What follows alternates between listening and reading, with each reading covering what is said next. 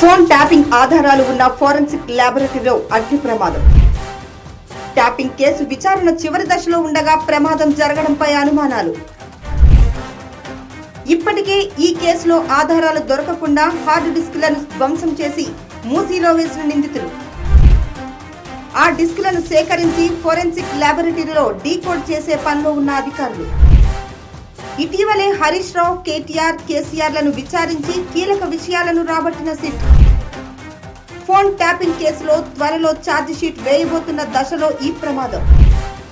Phone tapping ఆధారాలు ధ్వంసం చేసేందుకే అగ్ని ప్రమాదమా, అనుకోని ప్రమాదమా, లేదా ఎవరైనా కావాలని చేయించారా అనే కోణంలో విచారణ. బీఆర్ఎస్ నేతల స్కామ్ ఫైళ్లు ఉన్న ప్రతి చోట జరుగుతున్న అగ్ని ప్రమాదాలు. గతంలో ఎన్నికల ఫలితాలు వచ్చిన రోజే సెక్రటేరియట్లో అగ్ని ప్రమాదం. గొర్రెల స్కామ్ ఫైళ్లు తగలబెట్టారని ఆరోపణలు. మాజీ మంత్రి నిరంజన్ రెడ్డి భూ అక్రమాలు బయటపడే సమయంలో గతంలో ఎంఆర్ఓ ఆఫీసులో అగ్ని ప్రమాదం.